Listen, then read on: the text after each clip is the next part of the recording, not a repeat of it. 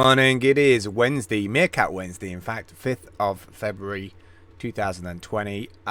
Wanting to record this yesterday, but I had some life logistics and admin to sort out, which actually turned out really good in the end, and stuff that I want to work on that will just free up a lot of mental space in my head if I go through the steps of it.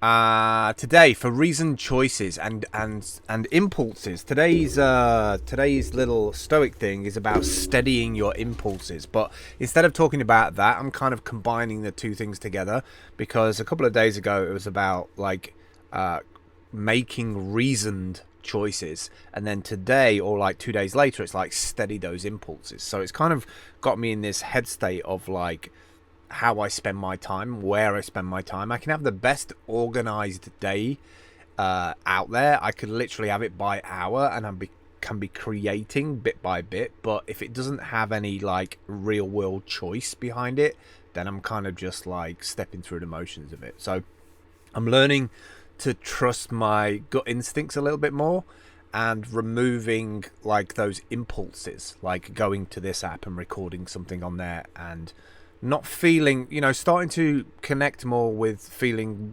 where is worth spending my time. Like the older I get, the more things I see in the world that is happening, the more people that I bump into whose opportunities have either got smaller or diminished, the more I see news articles. And maybe I should just remove news from my day, and that would be just a lot easier.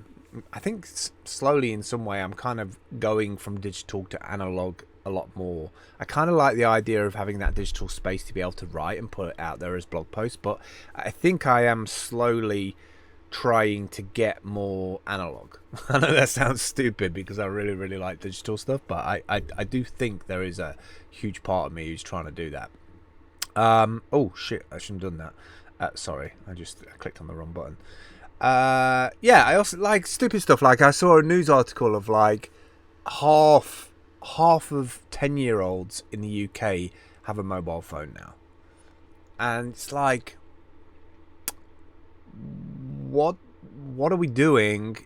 How distracted are we as parents and adults that we're kind of cool with that? Like, I don't think the schools are teaching our kids like data security or data ownerage, or where that stuff is potentially can go to, and how it can be data mined, and the behaviors of the addiction of looking at a screen and getting up and seeing if I've got any messages and things like that, and the damage that can do to a psyche. Not just like, a child's brain is kind of still growing and developing, and the attention spans and stuff at that age, I would have thought. And I know kids seem to be more smarter these days, and there's this misconception that all kids know how to use technology, which is not necessarily true. I don't know, it just seems too fast. But then maybe like life is fast these days. Maybe the world that we have kind of gorged on is imprinted on them, because they see us on phones, and they see us with computers, and they see us like locked into it, and see us watch videos on YouTube or Netflix and wonder like where that comes from and how can they get access to it. So I guess we have a lot to blame, and I guess half of the parents of 10-year-olds are like saying, no, you're too young.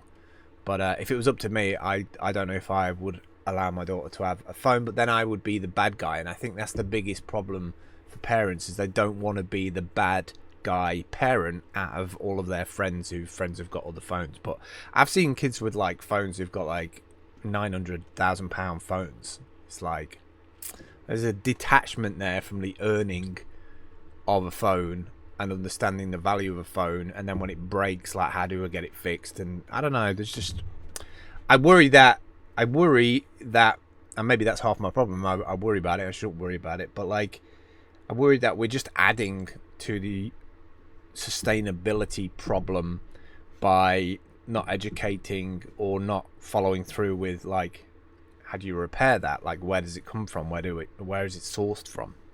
I think if we were all more informed as to where stuff comes from, how things are built, then we would change our interaction with those devices. We would like, I mean, I've made my computer last like 8 years past it should do, and I still think like, what do I do with it when I change it? When I get a new computer, what am I going to do with it? Like, where's it going to go? How's it going to get recycled?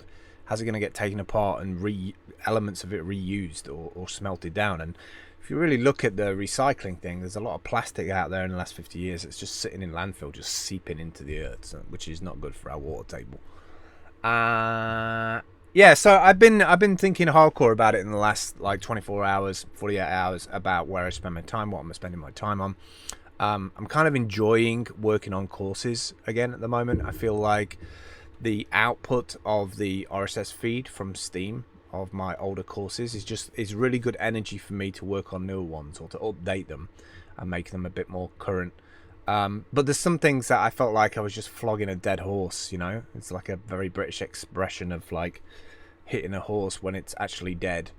And sometimes you just have to go on those gut instincts and remove those impulses. You know, that impulse, one of the impulses I used to have was email. I used to wake up in the morning, the first thing I would do, literally the first thing I would do in the morning before going to the toilet would be like half opened eyes, open my phone and check email. Like, I don't do that anymore.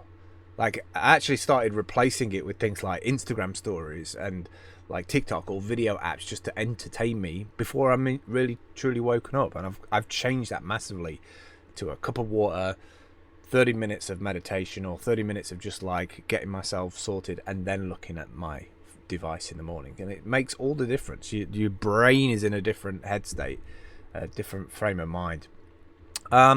So yeah, all those things combined together, reasoned choices, making reasoned choices, abstracting myself from kind of distractions, but also removing those impulses to just like, oh, I'll go over here, I'll do over here, I've got like 10 minutes, I'll do this, when I could actually be doing some real world analog stuff. And I've been enjoying it actually.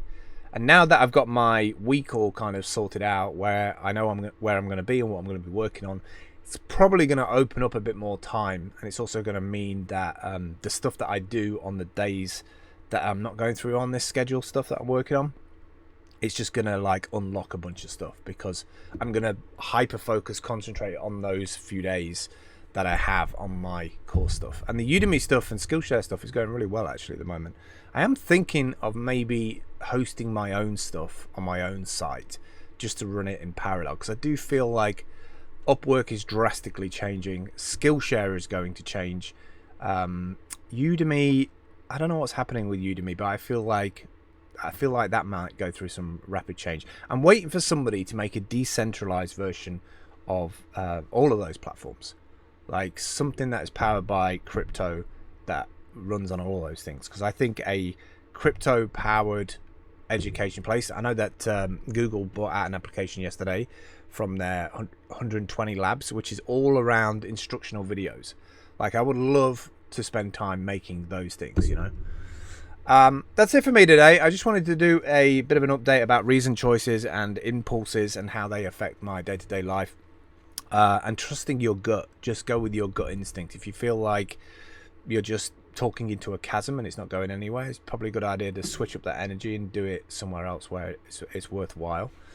And stop buying your 10-year-olds mobile phones. Like, teach them about data first before you actually give them a device to access that data, and them not understanding how to interpret the fallout or the responses from it when it doesn't necessarily work out in their favor. All right, I will speak to you tomorrow, no doubt. What day is it? Make-out Wednesday, I keep forgetting. See you later. Bye. Drifting slowly into an empty space where I can go.